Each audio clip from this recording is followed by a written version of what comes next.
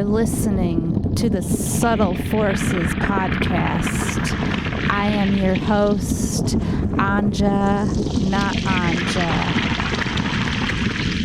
And today, I am obligated to say a few things first. That, one, tickets are on sale now for Riverwest Radio's 3rd annual Sunset Gala Cruise on Friday, May 29th. Join us for an evening of food, raffle, prizes, karaoke, and a celebration on the water, and help support the future of truly local, independent radio in Milwaukee. Riverwest Radio depends on community support, and this is one of our biggest fundraisers of the year. Don't miss the boat. Get your tickets now at riverwestradio.com.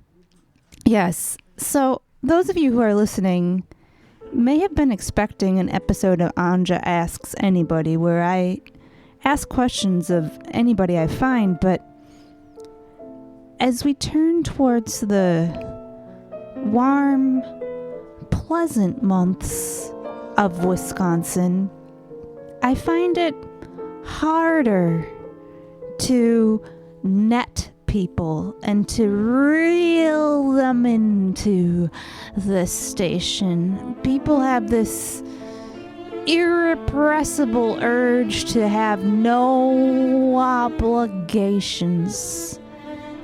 And meanwhile, I can't even find people to join my bowling league because nobody wants to be indoors in a windowless room bowling, even when they are able to, because they'd rather be outside for the very small crevice of the year in which it is pleasant. So here I am, without a guest, without a bowling team, and stuck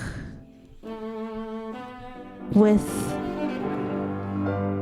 my poetry. That's right.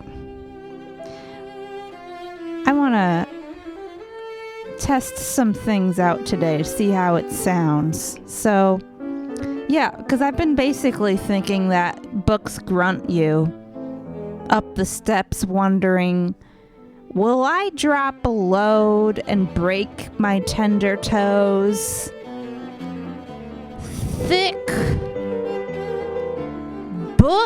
Thick ass books that came from non-physical notions. Someone trapped via pen or screen until processed into pulp and page, bound and jacketed, shiny plastic sheen. Thunk. The truth sent to my head, straining your wrist. Ideas are not nothing unless you let them flit away. That's the key there. Flitting away your thoughts can at times be a good thing, and at other times something you might wish you hadn't. I've been thinking about that a lot because I don't really have a book. When people go, can I get a book of your writing? I don't have one. I can just be like, here it is. Here's my book. Even though for the past 15 years, I have been writing poetry for people nonstop at festivals and events. And I go inside people's houses and I see my poems tacked to the refrigerator or the wall. But it's not the same. It's not bad. It's just not the same as like 100 years from now when the library has a flood and they have to get rid of all the books that got soaked, but one book survives has a little bit of mold in it, but you keep it anyways. And it's like a collection of poetry by Anja, who's completely forgotten. But, you know, maybe one day that will be my book that you save, future you. So now is the time for me to read you some things that may or may not be working. You know, I've been getting some feedback that this poem might not be working. So let's read it, all right? Can't pull up your QR ticket? Don't worry. I am the other usher. Come this way. Watch your step. There's uneven pavement, pink possible puke. Ah, you're assigned log. Be careful. It'll roll if you let it. And it's a little crowded down here in the budget seating amongst thieves in parachute pants, daggers tied to their hips. And there's Walt, who usually sits right here beside you. He has a bit of a unwashed pungence. But he's a regular and he's totally nice. Not like one of those ladies behind you who throw glass bottles and sneak in stray dogs.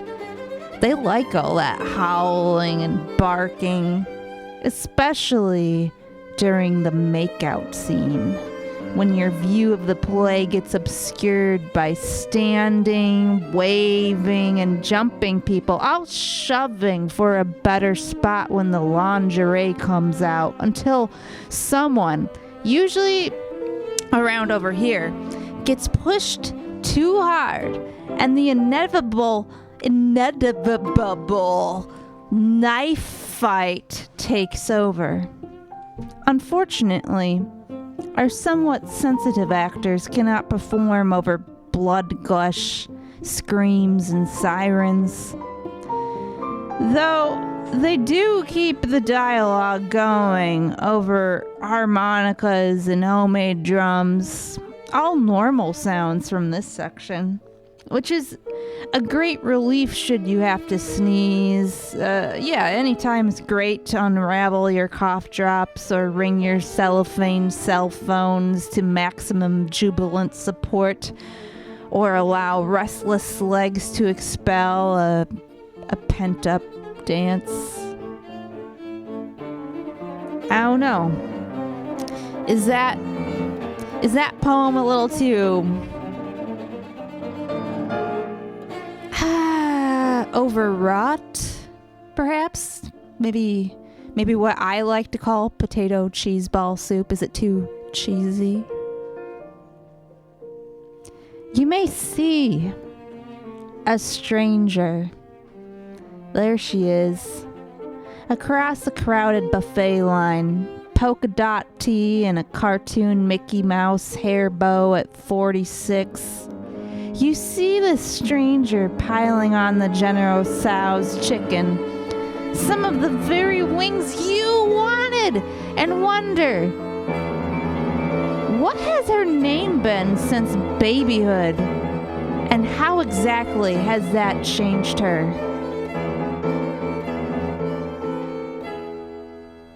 Changed. Like the dollar into coins. Like the body into spirit, the water into gas, the cloud into grimace. Maybe her name is Mary. Maybe it's Ethel Bertha.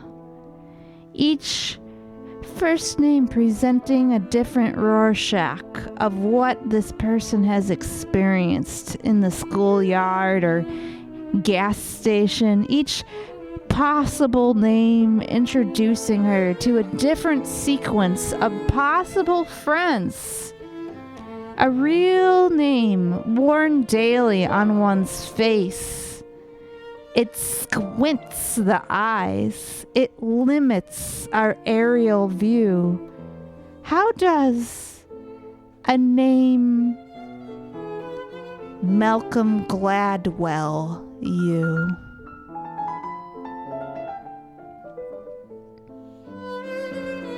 I should mention we are listening to Schubert Sonata D 821 Arpeggione by Martha Argerich and Misha Maysky, found on YouTube. We might get interrupted with an ad at some point. I have no idea. But let me carry on. All right.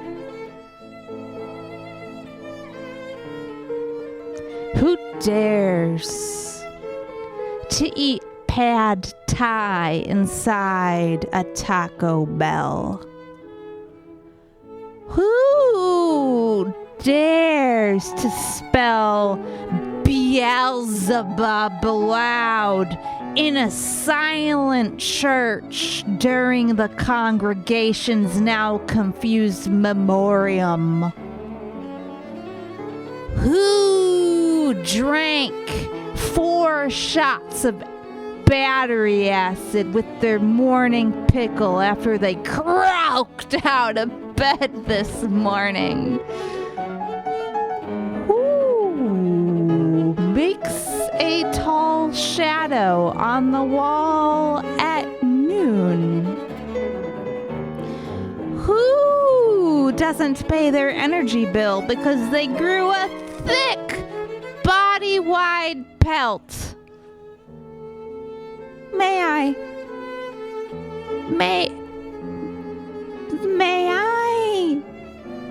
sit beside you?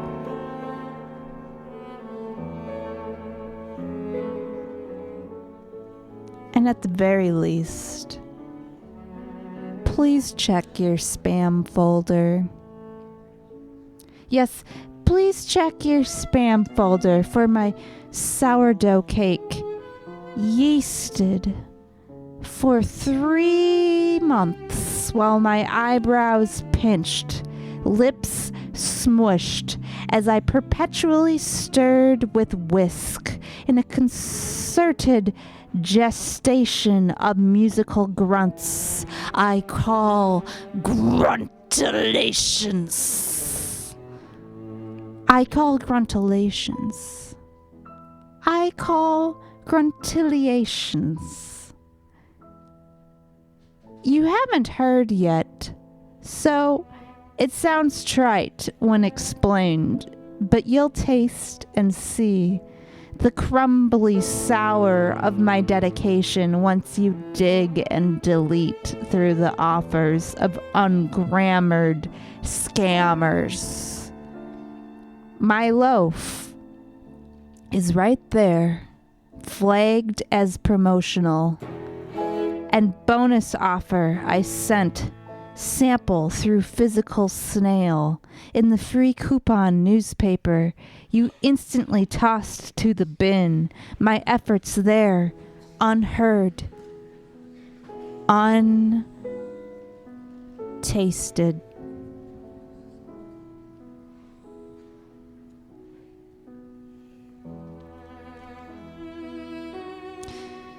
Let me share with you something called your local sylph. There is no point to announcing my entrance when no one will see me, though my footfalls whistle the moment I get bored. I hover at star level. Twinkle, twinkle go my toes, chosen never to repose. I am the constant in this neighborhood.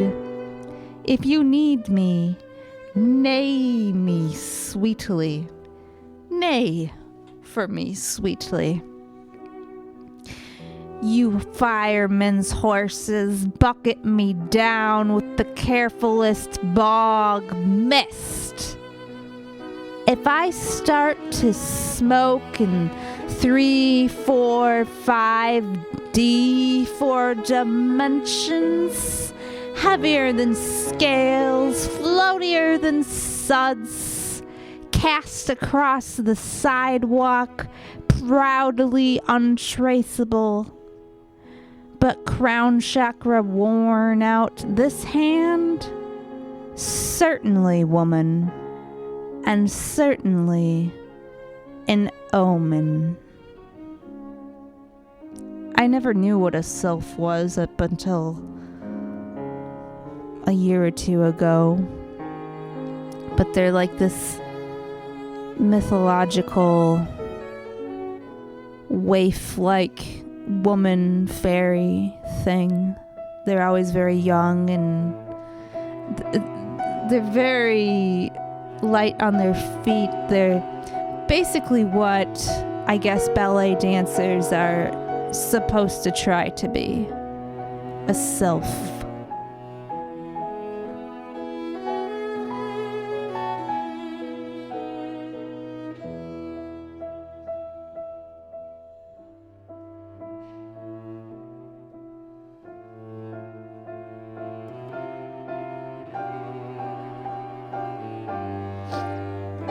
So let's have some personal history here. I'm pulling the microphone out. Here we go.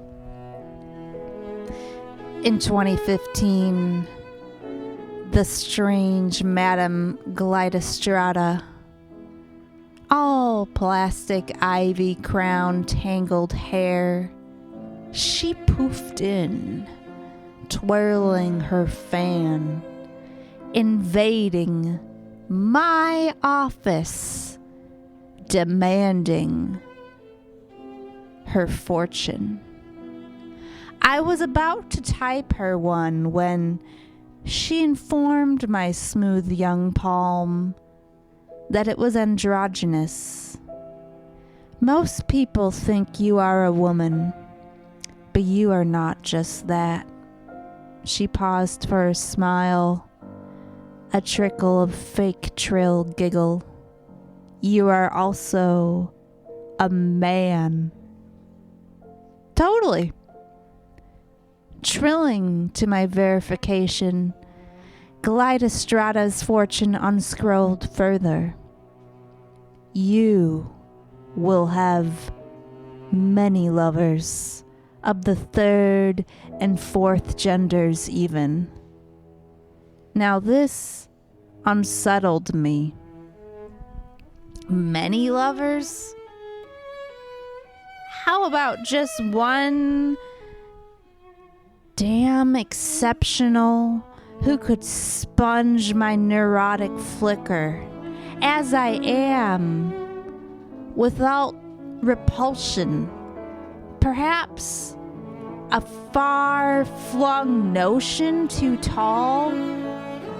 Nonetheless, I wished madly for it, though contrary to this psychic transmission, suddenly inflicted, slathered, drenched out of nowhere, and my thoughts intense, the gate to my facial expression unlocked, gaping, "Please read it and fix course." Madam G trilled again murkily, "And you will die young." Siren, supernova, instant symbols black in my blood. "You are wicked," I scolded her through her gale of trills. But she didn't melt or even sizzle satisfyingly out of existence at the smack of my truth. Months later, I saw her on the bus, in a lumpy hat I would have also have worn, but refused to compliment or acknowledge. Yeah, I'm really glad I read that poem out loud because it needs work. I think, I don't know exactly what I'm going to do to it, but now I can listen back and edit it. Maybe you enjoyed it anyways.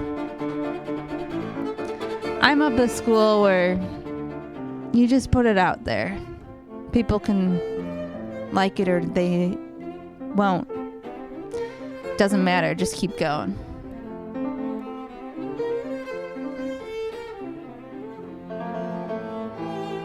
Here's a poem that several people have told me is not working. But then a few people are like, I love this poem.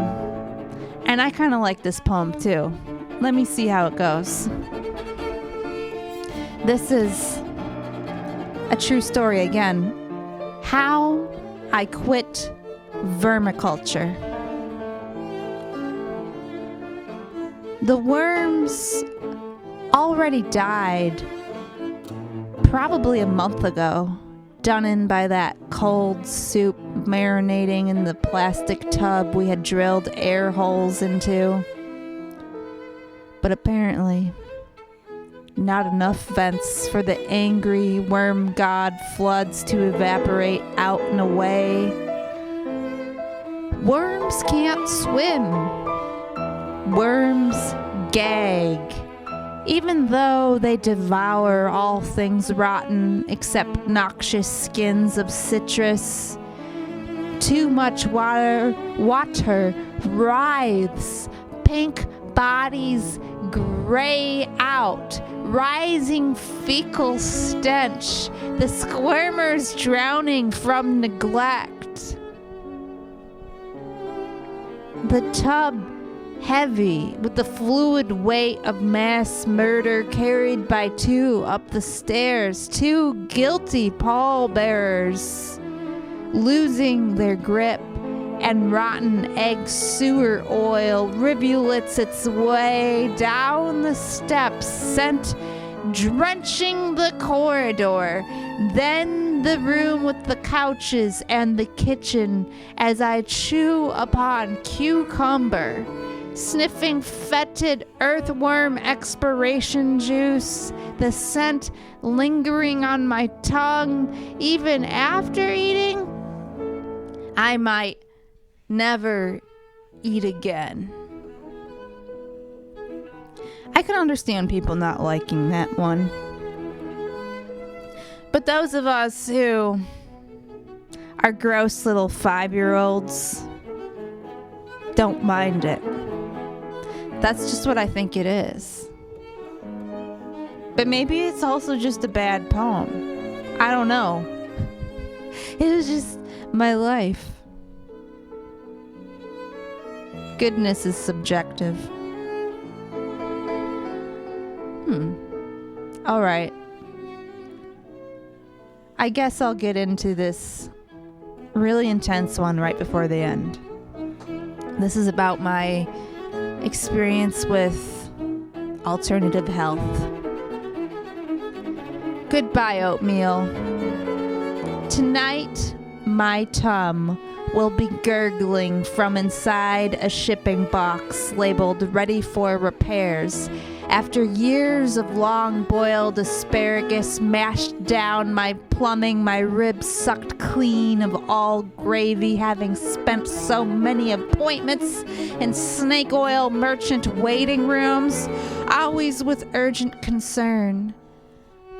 What new vegetable shall I abstain to become well?